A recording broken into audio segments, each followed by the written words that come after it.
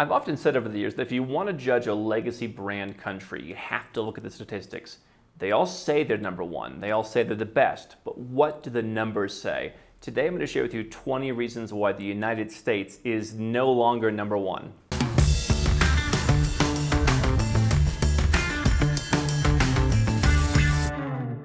Hi, I'm Andrew Henderson. This is Nomad Capitalist, where we help 7- and 8-figure entrepreneurs and investors legally go where you're treated best. And one thing people have said about yours truly over the years, your humble host, is this guy has a bias against the United States. And I would push back on that and say, certainly I didn't particularly care for living in the United States. I think having been out of the United States and having not being a citizen for some time, I've seen, listen, there are some positives in the United States as there are in any other country.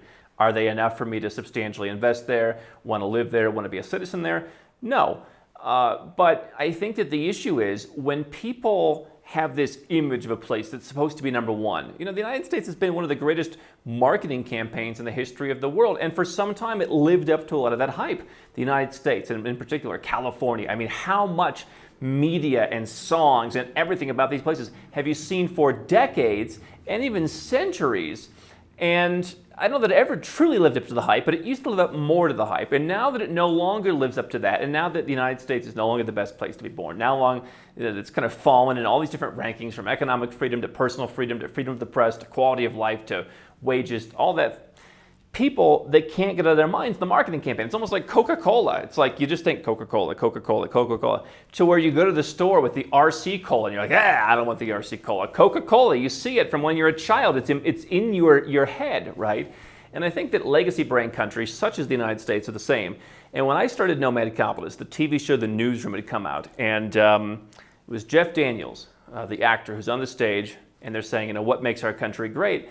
And it was a big thing when this show came out that he's like, we're not that great anymore. We're falling apart. He said what I've been saying for some time, which is not that the United States is at the level of Somalia. The United States has much higher taxes than Somalia. But very much the fact that all the metrics that you think are number one simply aren't. And if that makes me biased against a country because I dare to say, well, okay, you say you're the richest country in the world, Bernie Sanders, actually, look at this.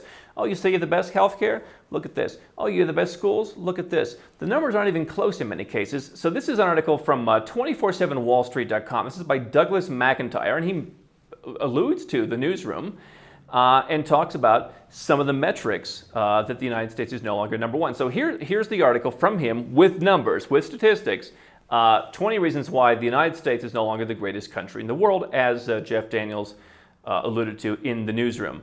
Number one, in terms of infant mortality per 100,000 live births, the U.S. ranks 34th out of 44 developed countries. So that's towards the bottom. In median household income, the U.S. does rank 4th out of 36 developed countries.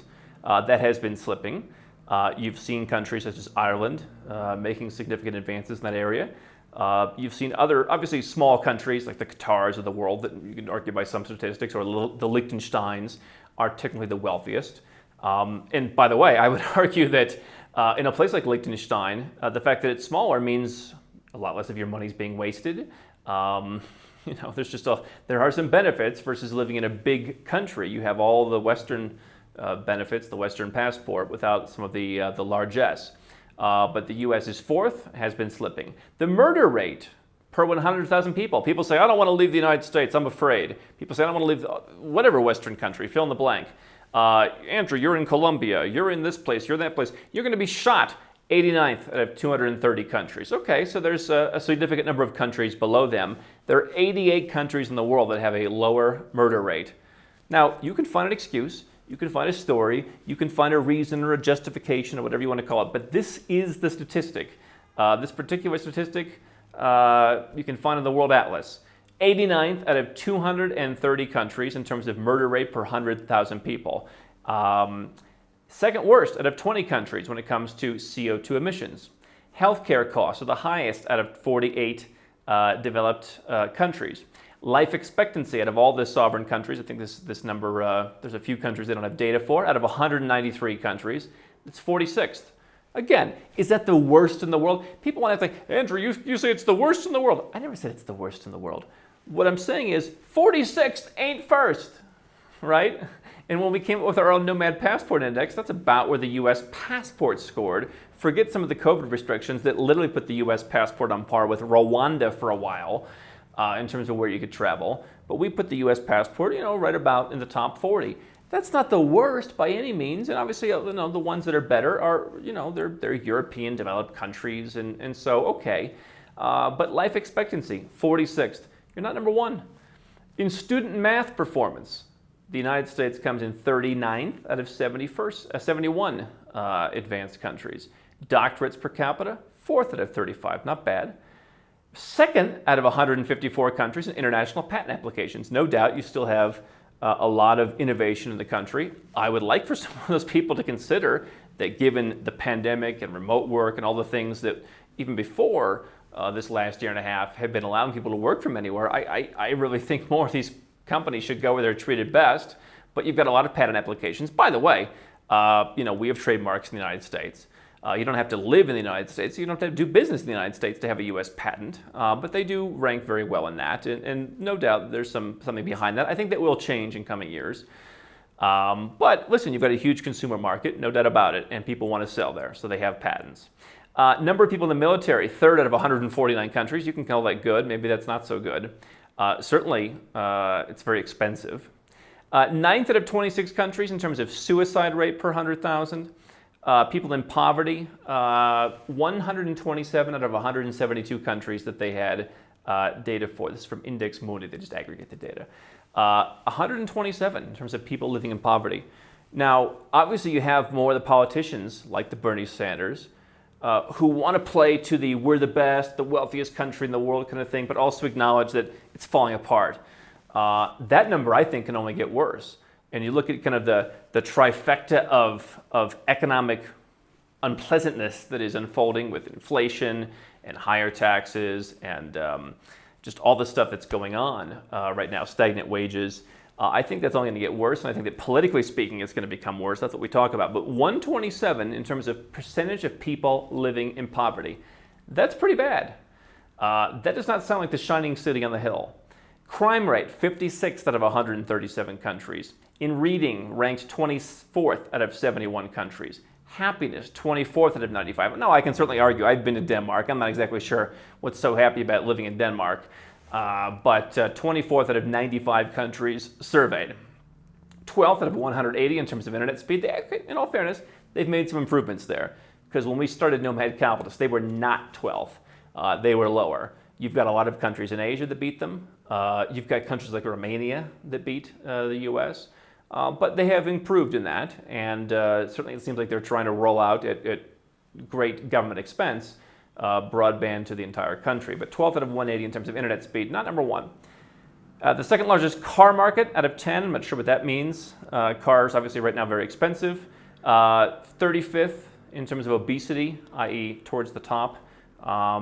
Actually surprises me. But you've got to think that you've got like a bunch of tiny little countries in there that beat them. And then 71st, back to safety, 71st out of 134 different countries in terms of the safest countries in the world. So the 71st safest country in the world. So this to me, okay, we can take out some of the statistics about cars, maybe the military doesn't bother you, but you've got an educational issue. You've got a crime issue. There's nothing almost anywhere close to being number one, other than you recently saw people like Kevin O'Leary saying, if all these new tax increases go through, we will be the most taxed country in the world. I have not independently verified that, and I do think that in some cases that will not be accurate. But for many people, the Kevin O'Learys of the world are correct. You will be the most taxed people in the world. And by the way, we can argue about where taxes can be, but what you can't argue is in the United States, you don't really get a lot for your taxes. You can go to the aforementioned Denmark, and you'll be pretty well taken care of for that sky-high tax rate. Not so much in the U.S., which is what this talks about, which is why probably some of the crime exists, which is why the medical services aren't nearly as good as people in the U.S. want to think they are. I mean, infant mortality, you rank towards the bottom out of all the countries that they study. Murder rate, these are pretty bad. But you're going to be number one in taxes, and you're number one in prisoner population per capita.